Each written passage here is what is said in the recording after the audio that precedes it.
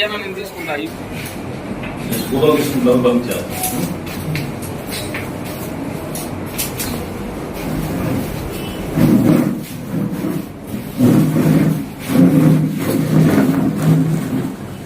నమస్కారం.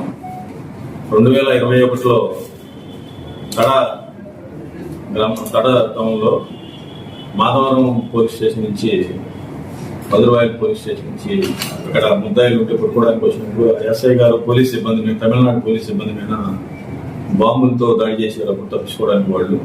ఆ కేసులో మొత్తం 9 మంది నిందితులు ఉంటే వారిలో అప్పుడు 21 నుంచి ఆ కేసులో పరారీలో ఉన్నటువంటి వర్గీస్ జోసెఫ్ని గురించి కొన్ని ప్రత్యేకమైన టీంలు పెట్టడం జరిగింది. ఎస్పీ గారు క్రైమ్ మీటింగ్లో, తిరుపతి ఎస్పీ సుబ్రాయుడు సార్ గారు క్రైమ్ మీటింగ్లో ఈ యొక్క ముద్దాయిల గురించి, పరారీలో ముద్దాయిల గురించి ప్రత్యేక టీంలు పెట్టబడటంతో ఆ కేసులో ప్రత్యేకంగా ఎస్ఐ గారి ఆధ్వర్యంలో బృందం ఏర్పాటు చేయడం జరిగింది. ఈరోజు వర్గీస్ని కడలో రైల్వే స్టేషన్ దగ్గర అరెస్ట్ చేయడం జరిగింది. దీనికి సంబంధించి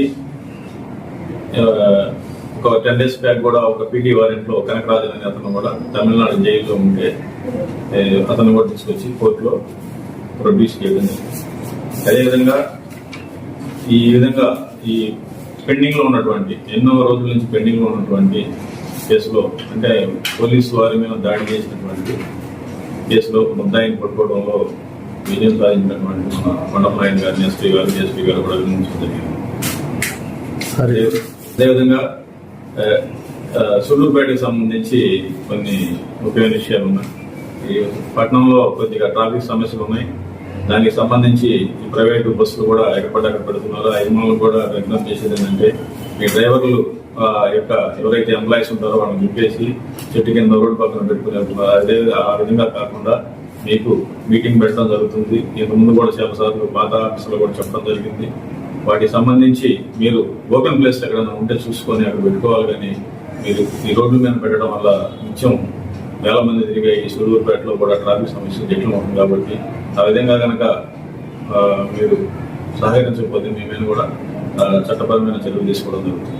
అదేవిధంగా ఈ తడలో కానీ, సుళ్ళూరుపేటలో కానీ, శ్రీహరికోటలో కానీ, మా సర్కిల్ పరిధిలో ఏ పోలీస్ స్టేషన్లో కానీ సివిల్ పంచాయతీలు జరపబడవు. కాబట్టి ప్రజలు కూడా విజ్ఞప్తి చేసేది ఏంటంటే, ఏదైనా సమస్యలు కనుక ఉంటే మీరు కోర్టుల ద్వారా పరిష్కరించుకోండి, లేకపోతే మధ్యవర్తుల ద్వారా పరిష్కరించుకోండి. కానీ పోలీస్ స్టేషన్లో ఎటువంటి మధ్యవర్తిత్వాలు జరపడం. అదేవిధంగా ఈ సివిల్ పంచాయతీకి సంబంధించి ఎవరినైనా కానీ మీరు ఇన్వాల్వ్ చేసినా, ఎటువంటి గొడవలు చేసినా కానీ, చుట్టుపక్కల విలేజ్ నుంచి కానీ ఎక్కడి నుంచి తీసుకొచ్చినా కానీ ప్రజల్లో శాంతి భద్రతలకు విఘాతం కలిగించే వారి పట్ల కఠినంగా వ్యవహరిస్తాము. చట్ట ప్రకారం కూడా కఠినమైన చర్యలు తీసుకోవడంతో పాటు వారి మీద ఎటువంటి పాత కనుక నేరాలు కనుక ఉన్నట్టయితే సస్పెక్ట్ షీట్ కూడా పెట్టి అబ్జర్వేషన్లో పెట్టడం జరుగుతుంది. కాబట్టి ప్రజలందరూ కూడా శాంతియుతంగా ఉండటం అవాయిడ్ చేసుకొని, మీకు సమస్యలు ఏదైనా ఉంటే, మిమ్మల్ని సంబంధించిన సమస్యలు ఉంటే పోలీస్ స్టేషన్ని ఎప్పుడైనా సంప్రదించవచ్చు. అదేవిధంగా సివిల్ నేరాలు కనుక ఏదైనా కేసుల్లో కనుక ఉంటే కోర్టుల ద్వారా పరిష్కరించుకోవాలని చెప్పడం జరుగుతుంది. అదేవిధంగా ఈ మధ్య చెక్ పోస్ట్లో కూడా తడాలో బీవీపాలెంలో చెక్ పోస్ట్ పెట్టడం జరిగింది.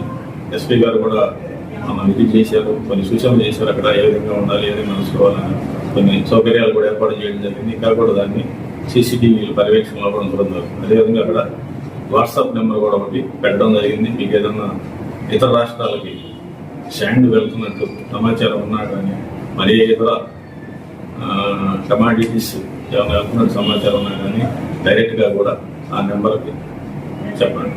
దాని మీద తగిన చర్యలు తీసుకుంటాము.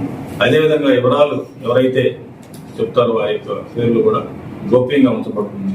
ఏదైనా మంచి ఇన్ఫర్మేషన్ ఇచ్చిన వారికి కూడా ఏదైనా రివార్డ్స్ కూడా ఇచ్చే విధంగా ఏర్పాటు చేస్తాం. ధన్యవాదాలు.